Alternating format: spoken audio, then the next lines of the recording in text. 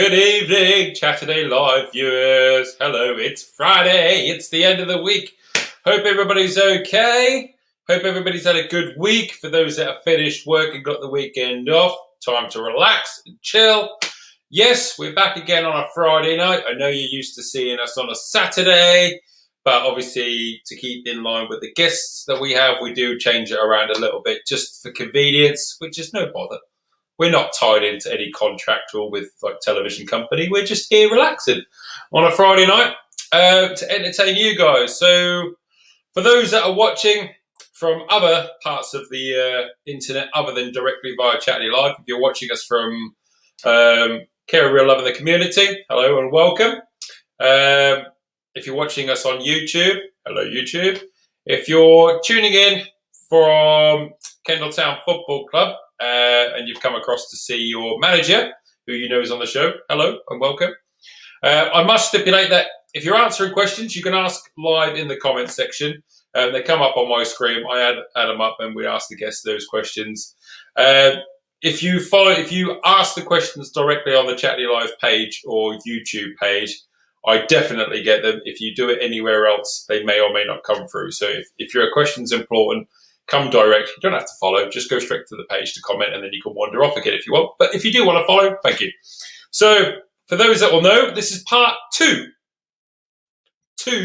of this interview with today's guest. We were talking about football and the road to management. We got so involved in the conversation last week that we didn't get half of the conversation that we really wanted to get in because it was just so elaborate and so interesting. So we're focusing this time on the actual steps to management now with our guest. So anything that you'd like to know or hear, again, stick them in the comment section and we'll ask away. Just to make sure that you guys can all hear me and see me, everything okay, stick a hello in the comments, hit the like, smile button, whatever it is you are, just so we know you're there. Say hello so it doesn't look like I'm talking to myself. And then we'll get underway. So, without any further ado, I can see him in the waiting room. Please, can you welcome back to Chaturday Live, the one and only Mr. Chris Humphrey. Good evening, Chris. Hey, Jay, you all right? I'm all right, thanks very much. So, it's not like I'm interviewing somebody like completely new. One we interviewed last week. For those that are very clued up, will recognise that we've probably been together a few times because we work together. At the football club, so we do know each other. Last week we're going to do like a sitcom catch up. Last week we spoke about your introduction to football, obviously from a youth at West Brom Academy, then obviously being signed professionally, going all the way up to Scotland, obviously playing for Preston, Motherwell, all these football teams, Jamaican international. So we covered some of that. We'll probably flick backwards and forwards throughout the show when it becomes relevant. But yeah, so now you are Chris Humphrey, manager. So we're going to speak about how that came about. You know, like you say, it's not every footballer that gets into management. It's a decision that you've got to make. So we'll dive straight in with the questions. So you're a professional footballer. Why did you turn your back on professional football? Why aren't you in professional football anymore? What's the reason why that's no longer a part of your life? Cutthroat, straight to the point. Yeah, I think that we kind of delved into this right at the end of the interview the last time. Yeah. Obviously, I got a very bad injury when I was at Preston. I actually started, I played that year that we got promoted to the Championship with a broken shin. I played 8 months with a broken shin. And it was one of those where we'd got 5 months, 6 months into the season, coming to the crunch time, and, it was absolutely throbbing at the time. At the time, I didn't realise I broke it. The pain was minimal. And I just thought, a niggle. And like I said to you in the last interview, that you've got to play with niggles. You've got to play through pain. You've got to train yourself to be able to do that, because the higher you go, there's always 1 or 2 or 3 or even 4 players in your position that are chomping at the bit, that want at your position, that want that starting spot. So if you don't play because you've got a sore toe, and then someone else goes in, you're looking at not playing again for 7-8 months, because that person will step in, he'll do really well because the squad is very good, and then you're fighting to get in. But not only are you fighting against that guy, you're now at the bottom of the pile, because you've got him plus another guy and maybe another guy that's already in the queue, training hard, trying to get that position. So I learned very quickly and very early in my career that you have got to be able to play through pain, or be able to play through little injuries or whatever. And my motto, obviously, it was a rubbish motto, because I'm no longer playing at the age of 33. But my motto always was, I will play until it goes. That's what I trained myself to do. That's what I always thought in my head. Right, if my hamstring was sore, well, no, forget that. I'm going to play. And if I pull it today, I pull it. I'll deal with it afterwards. Sometimes you'd get through the games. Sometimes I'd actually pull it. But that's the kind of mentality you've got to have leading into the latter stage of your career, or leading into, once you get that move into a full-time club, you've got to have that mentality, because all of a sudden now you're not at, for instance, Kendall Town, where there's only you in the position, for argument's sake. Now you're at Preston North End, there's 3 people wanting your spot. You've got to play through whatever you've got to play through to keep your spot. So for me, obviously, I played that season with a broken shin. The pain got gradually worse. And it ended up being that, I went for a scan, an X-ray and everything, and I'd actually fractured it. It was on the verge, inches of a massive break. Basically, I don't know if you remember, but what Luke Shaw did. If you remember what Luke Shaw did when he was out for so long, he actually broke his shin in 2. Oh, right. Okay. Yeah. So it was on the verge of that. And fractures are worse than breaks, because you can fix a break, but with a fracture, you can't do anything about it. It's just a crack. So it's even worse. Played through the season. The gaffer at the top, obviously Simon, had said, look, it got to crunch time. And he's like, look, we need you to play. And I said, yeah, I'll do anything. At that time, like I said on the last one, lost twice at Wembley. I've got a feeling we're going to do it this time. I'll do anything for you. I'll run through brick walls. I'll play with the broken shin. I'll do anything. So I did. And it came to, obviously, the end of the season. We got the promotion. It was worth it. But obviously, you have the repercussions of that. So, and what we did straight after that season, straight away, I flew straight out to Jamaica with the Gold Cup. Another 10 games there, because we got to the final of the Gold Cup to play Mexico. So we had a battering with that as well. And then by the time I came back from that, it was just an absolute no-go. I couldn't walk. I couldn't walk. So I had to have the operation. And I was never right after it, really. In hindsight, it needed a year or 2 to fully recover. But in football, at that level, you don't have a year or 2. You have a month at most. And it was never, ever going to recover in that time. So, I called it a day.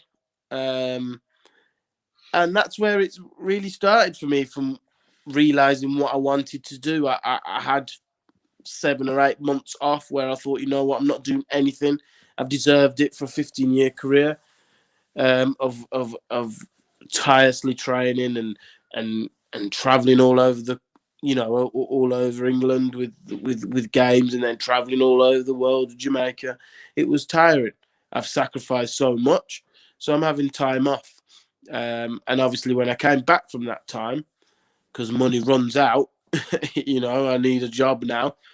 It's just one of those where that's when, like we spoke about the last time, that I went into Preston, did the 16s, thoroughly enjoyed it, and then thought, you know what? Yeah, I want to be a manager. Okay. Just going back on that. So, is this why, if we're the the outsiders watching professional football on TV, as we're doing quite a lot now, we'll see players going off for an injury, and then they'll come back on the pitch, and then the commentator will go, he's not fully recovered, he's hurt himself there. Is that the player putting himself deliberately in a position that it's either going to be a make or break because he may not get that chance again? This player's waiting. Yeah, of course. Listen, when you're playing football, and when you're playing it at whether it's Kendall's level or whether you're playing it at the Premier League standard level, if you're playing football, listen, you don't want to come off. It's Sunday League, grassroots. I take my son to football and he's playing, and the manager brings him off. He is wounded. It's like his whole life has come to an end. You know, it is. It's literally like that, and he takes his football serious at that age. And I don't know whether it's because he's grown up for those 8 years watching his dad play and all that sort of stuff. But he takes his football serious. And when he's pulled off, he is crying. He's gutted. Like, I don't want to come off. I want to play. So I just think that it's just one of those things that, you know, you want to stay on. And we've had it a couple of times at Kendall this season. Name a few. We had Michael Sampson gets knocked out on the pitch and wants to carry on. Doesn't know what day it is, what time it is, where he is, but he's like, no, I'm all right. I want to carry on. But obviously, again, Lindsay, no, you're not playing. Get him off. Did the right thing. Went through the procedures of having 2 weeks, you know, with a head injury and stuff. And fantastic. But he wanted to play on. And I think that in the past, before all this head injury has been so serious in football, players have kind of dominated that. So they've had the call where, no, I'm not leaving, I'm staying on. And then there's been repercussions of it, you know, because if they want to stay on and they have had a, you know, they are generally knocked out or whatever, that's only going to affect them in a few hours' time, in a day's time, in a couple of days' time, because they didn't do the right thing. We had another situation where Tom Fagan, he's flipping gone for a tackle, smashed in his eye, massive cut down his eye, blood pouring everywhere. And he's like, I'm all right. I want to play on. Adrenaline's obviously kicked in, thinks he's fine, doesn't realise the seriousness of the cut, ends up going to hospital, getting it sorted and everything like that. But as a player, when you're playing and you've got that adrenaline through your body, you just want to play. You just want to keep playing. You just want to keep doing it and doing it and doing it. And obviously that's where things now have progressed to where physios, doctors, managers even, no, you're not going back on. Players will be arguing with the manager, I'm fine. No, you're not doing it. And you have to make that call. But, you know, we as a player myself, you do want to stay on. You do want to keep going. Even though you may look down and see your foot bending to the right because it's broken 6 places. You think, no, I'm all right. I want to keep going. You do that. But, yeah, I think that, you know, and I've seen that with at the standard that I'm managing now, that players want to play. They want to carry on. With as we go back, so we're talking about obviously you getting into management now. So you say you went back to Preston. So again, completely novice to this side of football in general. Yes. So I hear the term badges. So what are badges? What's that about then? So you'll say that so Rooney has to get his coaching badges, A or B badges. Is that right? Is that what they call them? Right. I got confused then with your accent. No, but is that right? Is that right? Badges, those animals. But yeah, badges, yeah. Yeah, not badges. Badges. Badges. So is it right? Are they calling like the A or B coaching badges or whatever they are? Or, I don't know. You can tell me. But so this is another most process. Youth teams, I don't know if it's this. I don't know if it's the same now because I've not been in that youth team setup. But when obviously I was in the youth team, all youth teams, you had your 1 and 2. You did your 1 and 2 while you were in the youth team. So you do your 1 and 2, level 1 and 2, and then the next one after that is the B license. Now I've just completed that. with Neil Bailey with the PFA. And obviously the next one for me then is the A license, which hopefully I'll do at the end of next season. And then obviously the last one then is your pro license. And then you've got little things that you can make yourself better with, like a FA youth license and all different, a scouting license and all different things that you can bump it up with. But yeah, the basic ones, your 1 and 2, then your B, then your A, and then a pro license. But the B will probably allow you to manage at the level I am to maybe conference. A will allow you to manage from conference to championship, maybe. Pro license you'd need for the Premiership and definitely for international and stuff. And a funny story is when I was at Motherwell, Stuart McCall was on an A license. We obviously finished that season. We finished the season high enough to get into the championship, like Champions League, like I said, and he had to actually go on a crash course that summer for his pro license, because if he didn't have the pro license, he wouldn't have been able to manage us in the Champions League.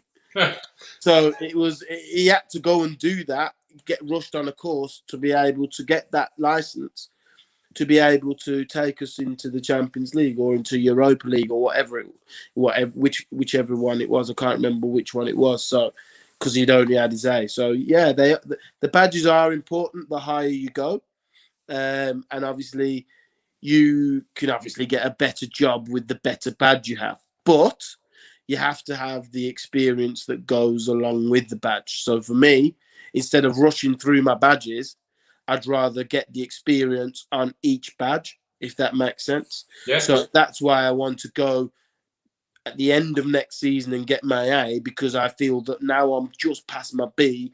I'd like a year's experience on the B license. And then I feel that I'd be at a level then to go and take the A. And then I'd like at least 2 or 3 years on the A before I even considered taking the pro.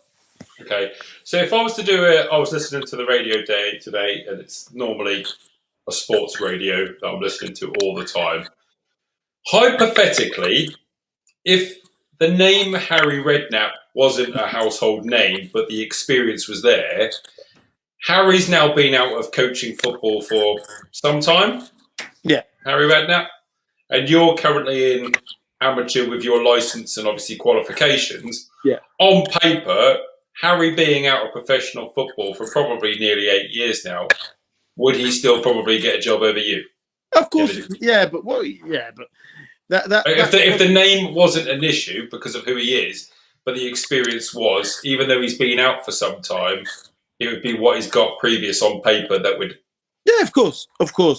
And what he's done in his career is second to none. He's up there with everybody else that's up there.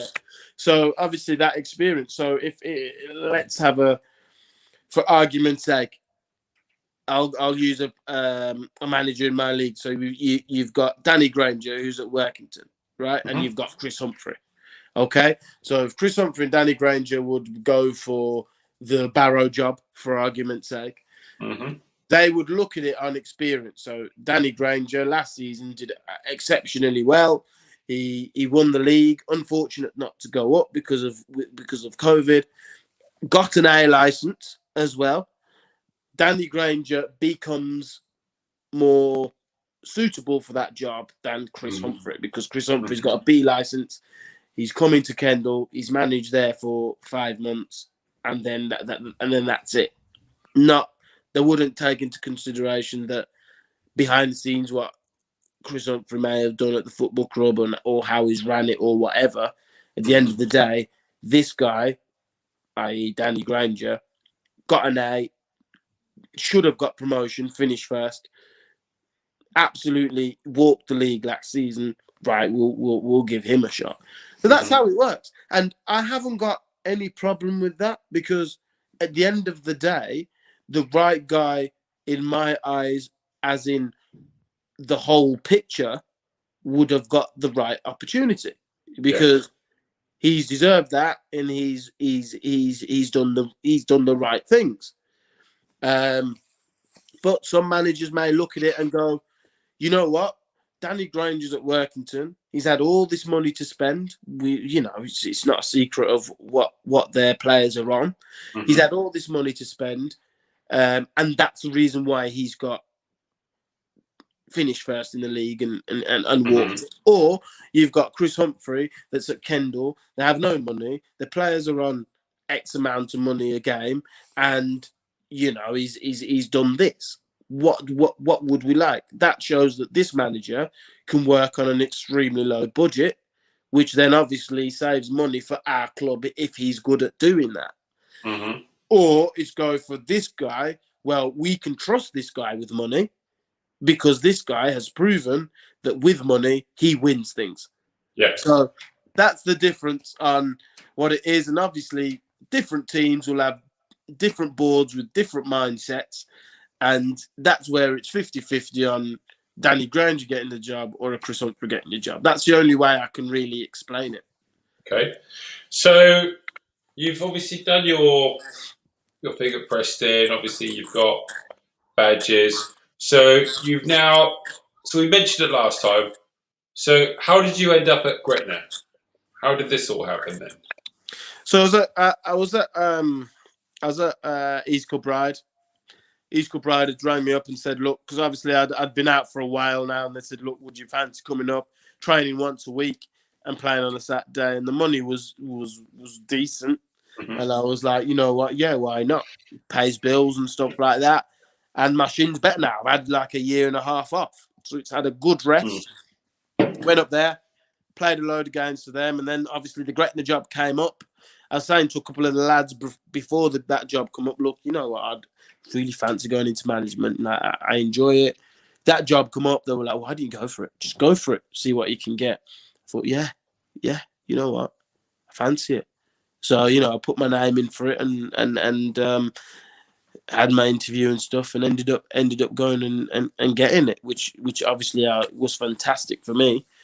And that was when I realised that, sometimes when you go for something, people go, oh my God, maybe I shouldn't have done this. Like, it's a bit of a big step, or it's a bit daunting, or wow, now I'm a manager, how do I treat players or whatever. But for me, it was one of those, when I got it, I was like, yeah, I'm going to do this. And then when I had my first training session, the lads actually reacted really well. Then as a manager, that gives you unbelievable confidence that, wow, the lads are liking my training. So that gives you confidence to go out and then put the next session and then the next and next. And we actually did really well in that pre-season. We did really well. We had Motherwell. I managed to get Motherwell's first team down for a friendly. And first off, you couldn't tell the teams apart. And that's just being honest. Second half, obviously changed it all around, brought in a hell of a lot of young players, 16, 17-year-olds, and then they went on and battered us. But I did that for the experience for them, because when are they ever going to play against a Motherwell, an SPL team, unless they get to that standard? And not all of them will do, because this is unfortunately the seriousness of the game that we're in. So pre-season we did really well. And through that pre-season, I thought, yeah, this is me. This is what I want to do. Players react well to me. I'm not really a shouty manager where I come in and scream and shout. Unless you've done something stupid or I think your attitude's wrong, then you'll get you'll get the wrath of Chris Humphrey. But I don't agree with it. I think the game these days is more hugs and cuddles and wrapping people up in bubble wrap and telling them how great they are and stuff like that, giving them absolute amazing confidence and managing them right, than actually telling them how it is. Sometimes you got to tell them how it is, but you have to actually pick your players who can understand that at a level where they're going to go, you know what, Gaffer, yeah, you're right. Yeah, I was rubbish today, or yeah, my desire wasn't there, or my attitude wasn't right. Some players you can tell that to. Roy Keane, I bet Fergie could punch him in the face and he'd have took it.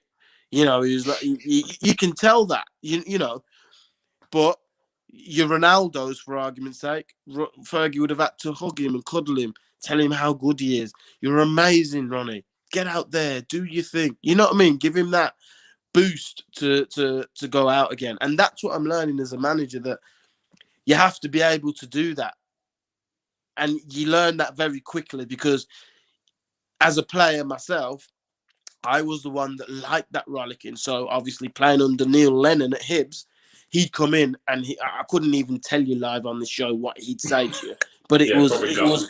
it was bad, you know.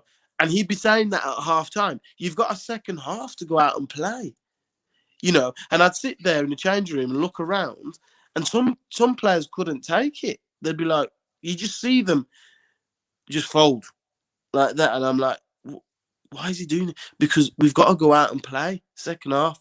We've lost 5 players. The heads have gone, you know.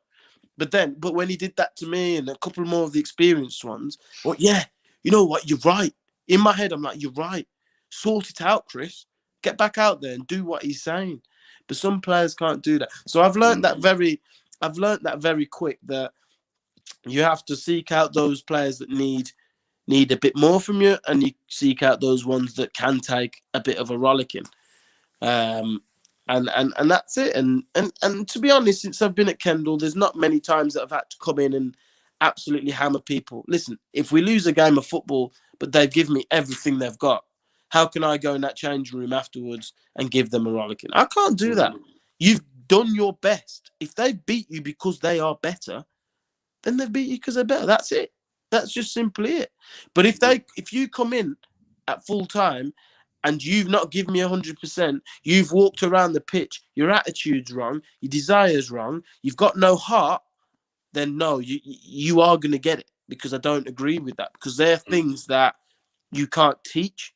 They're things that you have it within you. You either have it or you don't. And a coach can, like I say, a coach can't teach you those things. I can teach you something technical or tactical, but I can't teach you to give everything or put your heart on your sleeve or to have the right attitude. That has to come from you. You wasn't the only person that went for that Gripner job, was you, Chris? No, it wasn't. Obviously, because obviously we're going to do a bit of a name drop here because it all ties in. Yeah, so you weren't alone. It was an attractive job at the time. So it's a big club. Somebody else went for that job who actually it ended up working in both of your favours, because now you couldn't be without each other. And who's that? John. John. Yeah. Good old John. So John was going for it. He was, you said yesterday when we did something else, he had a lot more coaching experience than you. Is that right? Yeah. Listen, John, a lot of people can take John the wrong way, and it's understandably why, because on a match day, he does go, sometimes he can go nuts. But what people have to understand is there's a difference between going nuts and there's a difference between passion. And I think a lot of people get that twisted. And Neil Lennon, again, was one where looking out from the outside, you go, wow, he's just a crazy guy. But when you actually, and I was one of them, when I was at Motherwell and looking at him thinking, flipping it, he's going crazy, like, what's wrong with him? But when I actually play with him now, you realize that it's not that. It's passion. He wants to win. You know, he's passionate about what he does. And that is exactly John. He's passionate about what he does. Yes, he can go crazy. Yes, the lads can think, oh my God, like, I don't want to get on the wrong side of him. But that's needed, because I'm not that inclined. I'm not that way inclined. Now, I can get like that if you don't do the things that I want you to do and you don't have the morals that I want you to have. Mm-hmm. But John's more the one that will do that side of it, which is great, because that's why we work so well together. But you know what? Coaching-wise, he's second to none. He's one of the best coaches I've seen. And the biggest thing that John brings is he can break a game down. So if we've got a video, I can send that video to John. I haven't got to worry about it. And he'll come back in a day's time and he'll bring up 60, 70 things that happened in that game. Break it down to me, explain it to me in a way I understand. And for someone to do that with a game of football, is amazing for me as a manager, because then once he's done that, we can then base training, the next training session, around what he found in the game was wrong, or that he found was right, that we need more practice on, or whatever. So I think that he's got so many strings to his bow that it's a no-brainer for me to took him at Gretna. It worked, and obviously it's brilliant to be reunited with him again at Kendal, and I'm just excited about what the future holds for the pair of us, hopefully. So, in regards to management, obviously you're a football manager now at Kendal Town Football Club. Has becoming a manager either humbled you, appreciated your past managers, and maybe understand more now than you did back then because you're seeing it from their light? And has it given you fire or aspirations to do something further down your career? What has management done to you?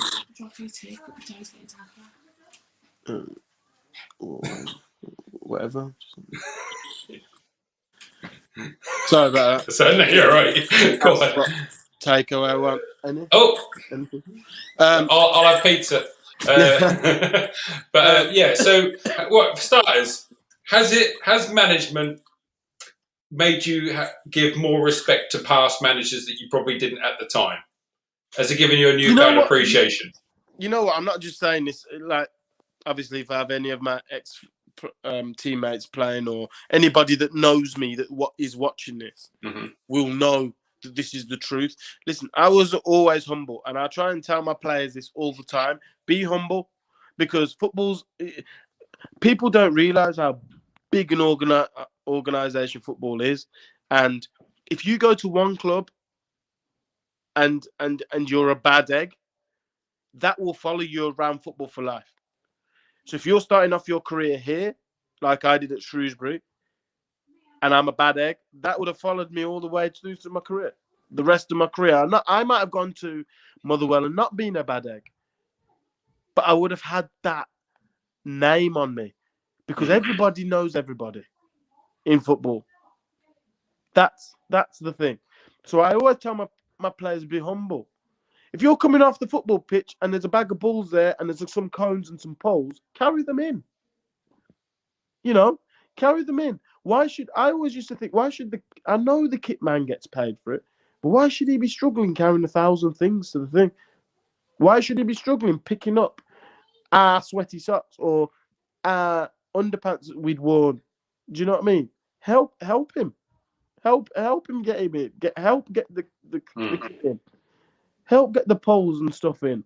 Be humble, because everybody wants someone that's humble, and you'll go a lot further in your career or in life if you're humble. So I'm humble. You know me, Jay. You've worked with me now. I'm laid back. There's nothing really that stresses me out unless you're not giving me 100%, your attitude's wrong, and you haven't got the desire that I need you to have to play for Kendal Town.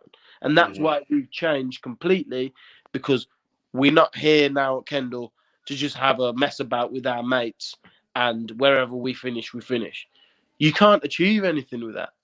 I want guys with the right attitude that want to come here, that want to give me 100% every training session, that want to run through brick walls on a Saturday. And that's why we get results. A draw against Ramsbottom, a draw against Clitheroe, and a draw against Workington, because they couldn't match our desire. And that's why I've always said when I came in that money doesn't matter. You can pay a player £1 million and play a player £50. But that £50 player wants to get to that £1 million. So he's going to give everything he's got to get there. Now, the guy on the £1 million might be talented. Obviously, he's going to be 10 times more talented. But I always believe that hard work can overcome money, can overcome that.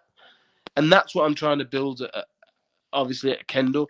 Because if we have a team of warriors that just want to run through brick walls, that just want to make games nasty, that just want to get in people's faces, then we've got a good chance.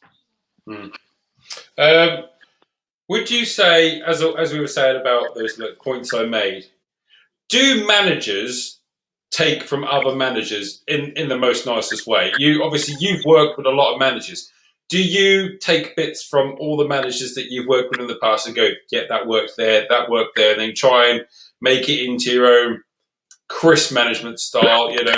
Have you said, well, I know that kind of training regime works, so I'm taking that with me because it's a proven. Or have you made up your own training? Yeah, of course. I've had the pleasure of working under some fantastic managers, and listen, all managers will steal from other managers. You think that when I put a training session on with my boys that I've made that up? I haven't made up one training session. I've stolen them all. But that's it. That's what happens. Because I remember the sessions that worked really well when I was playing and thought, yeah, Simon used to do this all the time and it used to work. Or on a Friday before a game, Simon's training was structured like this. You know what? I'm going to do that on a Thursday. Or on a Tuesday, we used to work extremely hard because we used to have Wednesday off. I'm going to do that.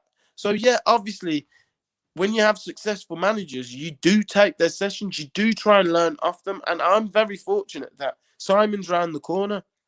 He's back in a job now at Fleetwood, And what I like to think, and I don't know if it sounds big-headed or what, but what I like to think is that Simon actually liked me as a player, that actually trusted me and actually, classes me as a friend now, because when he steps in and takes a game, that meant everything to me that day when he took the game when I was isolating. Why did he need to do that? Why has he got a lower...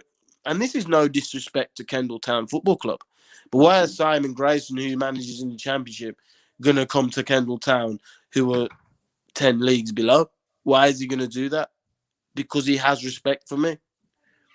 That's it. He didn't know anyone else at the football club, but he thought, you know what, let me put my neck across the line for Chris and go and do this for a game. We could have lost 10-0 and it would have been on his head because he was in charge that day.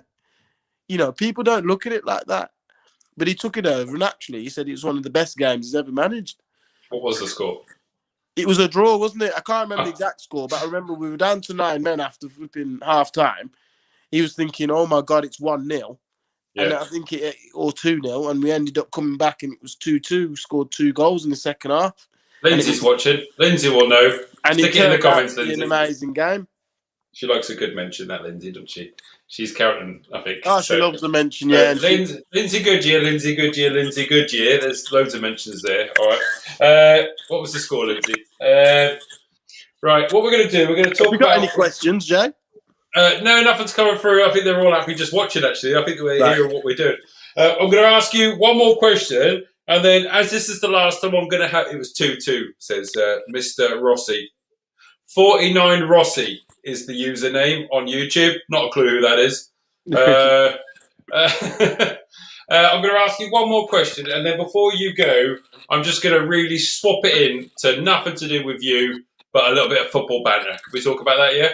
So last question is, Chris Humphrey, what is your long-term plan in football? What's your long-term plan? Nothing to do with Kendall, nothing to do with your past. Where do you want your ending to football to be? Where do you see yourself getting to? I'll be honest. I'll be honest. And I will give this advice to any young player. And this is what I did when I was 13, thanks to my mum again. Like that I said before, she's my absolute hero. And at 13, she sat me down and she said, right, I want you to go up to your bedroom, pen and paper, write down what you want to do in your career. Write down what you want to do, what you want to achieve, what you actually want to do. So I thought, yeah, I will do. So I went up to my room, write it down. Any young players on here, any old, any players of an age that can go and do this sort of stuff. I wrote down, want to play in League One, want to play in League Two, want to play in the Championship, the Prem, want to play in the FA Cup, want to play at Wembley, want to play for my country. I had 1,000 things written down. Not that many, but you know what I'm trying to get at. I went to my mum's not so long ago to visit her, and she got the list out. Still at it? She got the list out, and we actually ticked off what I'd done. And obviously that list will grow as you go on in your career because you'll be ticking things off. I've ticked off everything on that list apart from one thing, which and is that was to play in the Premier League. Mm. I played in every league in England. I've played in the SPL and the Championship in Scotland. I played in the Scottish Cup, the FA Cup. I played in Europa League, Champions League. I played at Wembley. I played for my country. I've done everything, but the Prem. But you know what? I'm happy with that because I know I gave everything I could give in my career. I couldn't have worked harder. I couldn't have had more desire. My attitude couldn't have been any better than it was. So in my head, I just know that I just wasn't good enough to play in the Premiership, and I'm okay with that. But it's one of those where if your attitude's not right or your desire's not right, and you know that, you'll think later on down the line, what if I'd have just ran that extra yard? Or what if I'd have give that more commitment? Or what if I'd have sacrificed going out every week and getting drunk? Do you know what I mean? Maybe I would have got there. I don't have any of those sacrifices. I don't have any of those worries because I gave everything I could. Mm-hmm. So I'm happy with that. So that's why I would say to young players, get a pen and paper, write your list down, stick it on your wall, stick it on your fridge, stick it on wherever you go the most so you can see it every day and you can tick off the little things that you do. Right, yeah, done that. Bang, done that. Bang. Gives you the confidence to then go on and do the next thing. So, right, we've got the past, but where's your future? I don't want to talk about. I know, but all right. Can we just say? Would we like to say that obviously this show is going to go mainstream. We're going to have millions of followers in years. I'm sure we are. But am I going to sit here one day, eating me dinner one night, 8:00, and turning on the Premier League, and Chris Humphrey is managing a Premier League team? You know what, Jay? That list has changed now from player to manager. Yeah. So I've sat down. I've made me list. And obviously I'm the only one that knows what's on that list. Okay, all right. And I'm the thing is with me is I'm a determined guy. I will do anything that I need to do to get on that list. Now, if we're talking about, well, do you want to go higher? Yeah, of course I do. I want to manage in the Prem, and then one day I want to manage Jamaica because they're they're my country. It's my country. Mm-hmm. Obviously, I would want to do that. But for me right now, I'm 33. I'm at a fantastic football club. They give me the structure and give me the reins to do literally anything that I want, to make the football club better. I'm working with a fantastic chairman in Jay Rossi that actually comes to me and asks me for advice. And I'm like, wow, like he's asking me what my thoughts are on what pies to buy or drinks and stuff like that, that's going to help the football club. Mm-hmm. So why would I want to rush away from that to then go to maybe a higher club that you won't get all that from? And you've probably got, what is it in football now? 4 months to prove yourself. And if you're not doing well, see ya. 33 years of old. I've got ages to go. There's no rush for me to move on. I'm building something at the football club. The players are giving me everything. I've just brought new players in. So to just up and go, wouldn't be right anyway for them, but it wouldn't be right for me. And I've just said at the beginning of this interview is that I want experience on each badge. I don't want to rush through my badges. So when that opportunity does come in a few years' time, I'm ready for it. Whereas if I go and get an opportunity now, I will not be ready for it. And if I lose my job then at a bigger opportunity, you're not going to get that opportunity again. So when I do get the opportunity, I want to be ready for it. So then I can actually embrace it, and I can actually be good at that opportunity. So yeah, so for me, the future is bright at Kendall Town, and whatever happens after a couple of years, then it happens. But yes, if you're going to ask me, do you want to manage in the Prem? Yeah. Do I want to manage in Championship? Yes. Do I want to manage in League 1 and 2? Yes. And the Conference? Yeah, of course. I want to manage in them, all of them.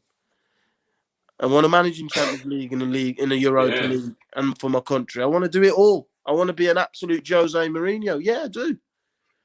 Well, you know, we're going to talk about that. Chris, we're going to talk about banter now, but on this section, thank you very much for talking about you, your career in football, career in management. You've been a fantastic guest. I'm glad we did a two-parter because I think we had so much to talk about. Are we doing 3? We could do 19 parts. I'm sure we could. Right, let's cut straight to the banter. Yeah. I'm going to go straight in like a knife now. Yeah.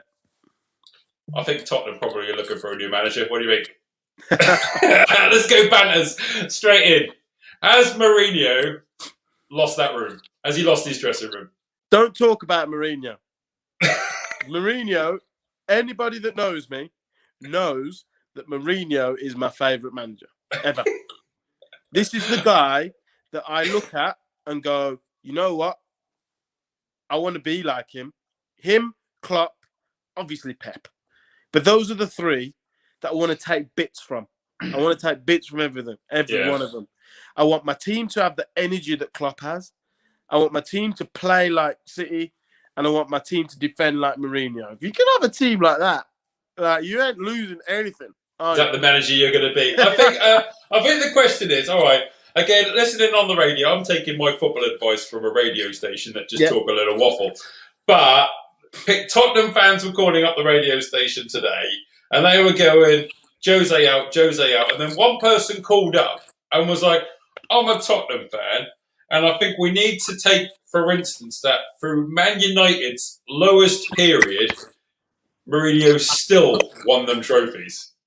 Yeah. Okay, so, can I ask you a question? Go for it. What do Tottenham ever win? I'm not a Tottenham fan, so I wouldn't know probably now. They don't win anything. It's a general question. What do Tottenham actually win? What do they win? They win nothing. So it's not the manager. So they win nothing. Okay, all right. We're going to quickly go with the banter then. Well, last question on Tottenham. Is Harry Kane one of the best strikers in the Premier League? And to be successful, does he have to leave Tottenham? He is one of the best. He's probably the best striker in the league. I'll be honest. If you planted him in City's team, Liverpool's team, even United's team, even Newcastle's team, even though they're going down, even Newcastle's team, he scores goals. If you plant him in the baggies, he scores goals. Boing, boing, you know. But if you put him in, he's world class. And I have this argument with so many of my friends. They're like, you're not world class. He's world class. He's a world class striker. He's proved it more and more. But what has he actually done? He's got better since Mourinho's come. Because what does he do now? He tracks back. He goes deep. He gets in a shape. He never used to do that before. He used to stand up front. You never used to see Harry Kane. And then the last minute he'd score a goal, which is fantastic. That's all you want your strikers to do. People used to go, oh, Harry Kane doesn't do anything. He just scores a goal in the last minute. Well, what do you want your striker to do? I couldn't care less if Big Hugo doesn't do anything all game. And then it's 0-0 and he scores a goal in the last second and we win 1-0. Well done, Hugo. You did your job. You got your bonus. Clap on the back. Well done, mate. I couldn't care less if he didn't run around for 90 minutes. He's just done what a striker does. He scores your goals. Yeah. So I never get that argument when people say about that kind of stuff with him. But Mourinho has improved and put another string on his bow that he now tracks back. He now defends. You see, you've seen it. He's all over the place. He's getting assists. He's sprinting back and tackling people. He's leading by example. And it's so important that your captain does that. it's very debatable depending what part of the world you come from, but I think it's world renowned that the Premier League is the most competitive and hardest league in the world. Would you agree or disagree? Yeah, it is. Yeah, You would. So for any player anywhere in the world, the UK Premier League is where you want to play. yeah. Yeah. Okay. So does money give you that edge of getting to the Champions League? Is like dirty Leeds, Lindsay Goodyear. Our Leeds are going to be top 6 without the money that City, Liverpool, United have. No, and I'll explain it why. Go. Reason why is because they're too open. Right. He's a fantastic manager. They'll score goals all day long, but they concede so easily because they're so gung-ho. And that's the thing that managers have to... This is why it's so difficult as a manager. You can either go very, very attacking, very, very defensive like Mourinho. But if you can get that balance, where City, that year they won the Prem, they conceded the least goals. I think they're the same this season, to be fair. That's why they're going to go and win it again. They've conceded the least goals, but then on the front foot, they're unplayable. And this is the thing. If you can get those kind of things in it, fantastic. But if you watch Leeds, they're very much go forward, mental all game. But then they concede some stupid goals as well. Sorry, Liz. Just like live on the internet, you've just like... So my mic's doing worse than hers, so it's right. Okay, then, all right. From your management experience then, because you watch football, tell me where Newcastle's gone wrong. Newcastle? Go on. You know what? I kind of feel sorry for Newcastle because I feel that they've gone... I think what's been Newcastle's problem is they've had a lot of injuries to their best players. Like St. Maximus was out for ages, and I love that guy. What an absolute footballer he is. And if Newcastle can keep hold of him next season, if you stay up, then fair play to you. And I think you've got to chuck him money because the guy is unreal. And you know who I like as well? Oh, what's his name? The little... Come from America. What you got? Come from America? Rapid guy. He's Almiron? Yeah, Almiron. Didn't he come he's Argentinian. Yeah, but didn't he come from an American team? Though? Yeah. So this is what I say to my friends in my WhatsApp group. If you're into football, you normally have like a football WhatsApp group where your mates and you talk about it when footy's on. I said at any given moment that if you had Almiron, St. Maximin, Callum Wilson, and Ryan Fraser all fit, and Willock as well from Arsenal, you had all of them 5 fit, available on your bench with no injuries, Newcastle would probably be top 8 by now. I wouldn't say top 8, but all right, I wouldn't say top 8. Go on then. Where? I wouldn't say top 8 because you concede stupid goals. I wouldn't say top 8. All right, but you'd definitely be safe. Okay, well, would you say then that would you say that Newcastle got a good buy in St. Maximin and that any team in the Premier League would have probably sniffed him up by now if he was for sale? I wouldn't say any team because you get your stubborn teams that are at the top, but most teams would like a St. Maximin. And if it's a no, then it's stupid because you would. Yeah. They would. That's why we signed a 6-year deal. Not because he's staying for 6 years, but I think Mike Ashley's very clued up that he's got a player there that if he's going to leave, it's going to cost money. Absolute footballer, yeah. Absolute footballer. All right, then. And why have Liverpool failed halfway through the season when they were so high? I'll be honest, and this is the God's honest truth. You want the truth? Yeah. Because I think that all their players are shattered. Yeah. And I read, like I said, Klopp, Mourinho, Pep, they're my favourite players. I read a lot about them. I read into them. I look into them like, you can call me a geek, whatever, but I do look into them massively. And I remember reading something that his sports scientist said, and that is Klopp, the way he likes to play, would have to change his team every 3 years to be successful.